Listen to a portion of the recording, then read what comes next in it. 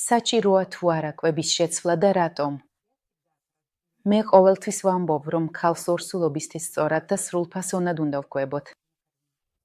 მომავალი დედის კვებაზე იქნება დამოკიდებული ბავშვის ჯანმრთელობა და განვითარება. რატომ არის ასე მნიშვნელოვანი სწორი კვება ორსულობის დაგეგმვისას? რაციონი, მისი კალორიულობა და სასარგებლო ნივთიერებებით სიმდიდრე ეს ფაქტორია, რომელიც საკმაოდ სერიოზულად მოქმედებს ჯანმრთელობაზე. სწორი კვება და ჯანსავი ცხოვრების წესი ძალიან დადებითად აისახება მთელ ორგანიზმზე, გაზრდის მის რესურსებს და მოგცემთ ენერგიას მომზადების შემდეგი მეტად საპასუხისმგებლო პერიოდისთვის, ორსულობისა და მშობიარობისთვის.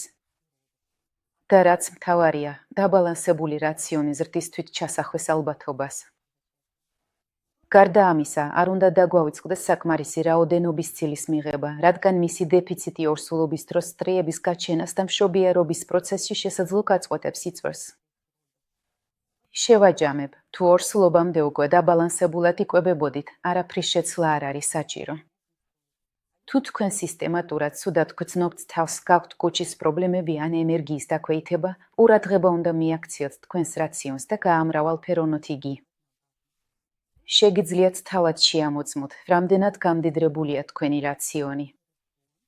დააფიქსირეთ ყოველი კვება ფოტოზე, შეინახეთ თქვენი თებშების სურათები ერთ ფოლდერში და კვირის ბოლოს გადახედეთ, რომ ნახოთ, რა სჭამთ ყველაზე ხშირად.